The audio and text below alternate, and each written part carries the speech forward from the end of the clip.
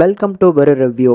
இந்த வீடியோவில் ஒரு புத்தம் புது தமிழ் திரைப்படமாக எடுக்கப்பட்டிருக்க பிளாக்மெயில் திரைப்படம் எப்படி இருக்குது அப்படிங்கிறத அந்த வீடியோவில் பார்க்க போகிறோம். அண்ட் இந்த படத்தில் ஜிவி பிரகாஷ், ஸ்ரீகாந்த், பிந்து மாதவின்னு சொல்லி பல நட்சத்திர பட்டாளங்கள் இந்த படத்தில் நடிச்சிருக்கிறாங்க. அண்ட் இந்த படத்தோட கதையுமே பார்த்திங்கன்னா ஒரு சூப்பரான ஒரு கண்டென்ட் அப்படின்னு கூட சொல்லலாம். ஆக்சுவலி படத்தோட கண்டென்ட்டை இந்த படத்தோட டைட்டிலே காமிச்சிருந்தாலுமே அதை இவங்க கொண்டு வந்து அமைச்சு கொடுத்த விதம் நல்லா இருந்துச்சுங்க. ஒரு முக்கியமான 2 கதாபாத்திரங்கள், அதில் ஒன்று நம்ம ஜிவி பிரகாஷ். ஸோ இவரை பொறுத்தளவுக்கு இந்த மெடிக்கல் ஷாப்பில் மெடிசனை சப்ளை பண்ணுவாங்கள்ல, அந்த மாதிரியான ஒரு வேலையை ஒரு வேனில் எடுத்து பார்த்துக்கிட்டு இருக்காப்புல. இவருக்கு ஒரு காதலியும் இருக்கிறாங்க. அந்த காதலி பார்த்தீங்கன்னா இப்போ கர்ப்பமாக இருக்கிறதுனால அவளை ஹாஸ்பிட்டலில் செக்கப்பு போயிட்டு வரும்போது இவரோட வேன் காணாமல் போயிடும். இப்போ அந்த வேன் காணாமல் போனது கூட ஒரு பெரிய பிரச்சனை இல்லை. அந்த வேனுக்குள்ளே இவரோட முதலாளி பார்த்தீங்கன்னா ஒரு சின்ன பார்சல் கொடுத்துட்ருப்பாப்புல. அந்த பார்சல் பல லட்சங்கள் போகக்கூடிய ஒரு பார்சல். அது ஒரு முக்கியமான பார்சல்ங்கிறதுனால அந்த பார்சலை நீ கொண்டு வந்துட்டு உன் காதலியை என்கிட்ட இருந்து கூட்டு போ அப்படின்னு சொல்லி இந்த சைடில் முதலாளி மிரட்ட ஆரம்பிச்சிருவாப்புல.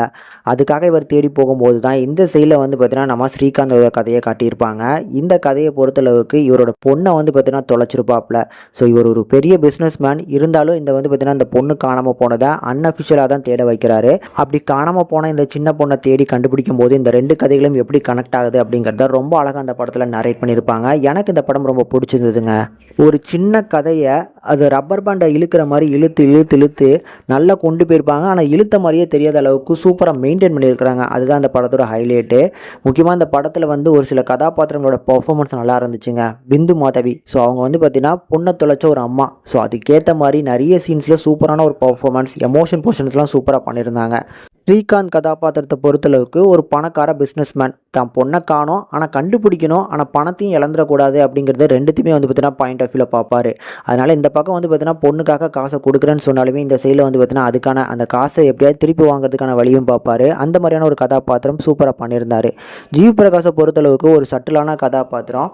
ஸோ தான் காதலியை காப்பாற்றுறதுக்காக என்னன்னாலும் தப்பேனாலும் பரவாயில்ல அதை பண்ணும் அப்படிங்கிற மாதிரி இறங்கி பண்ணக்கூடிய ஒரு ஆளாக காமிச்சிருப்பாங்க. சூப்பராக பண்ணியிருந்தார். இதை தாண்டி வரக்கூடிய சின்ன சின்ன கதாபாத்திரங்களுமே ரொம்ப அழகாக பண்ணியிருந்தாங்க. எனக்கு இந்த படத்தை பொறுத்தளவுக்கு இந்த படத்தில் ஒரு சில இல்லாஜிக்கலான சீன்ஸும் இருந்துச்சு.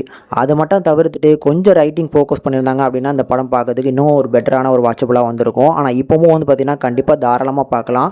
நான் இங்கே 2-3 முக்கியமான கேரக்டர்ஸை மட்டும் தான் எக்ஸ்பிளைன் பண்ணியிருக்கிறேன். ஆனால் மற்ற சின்ன சின்ன கதாபாத்திரங்களுமே ரொம்ப அழகாக ஹேண்டில் பண்ணியிருக்கிறாங்க. அதனால் இந்த படம் தாராளமாக உங்களுக்கு பிடிக்கும். ஒரு மஸ்ட் வாட்சபிள் தாங்க.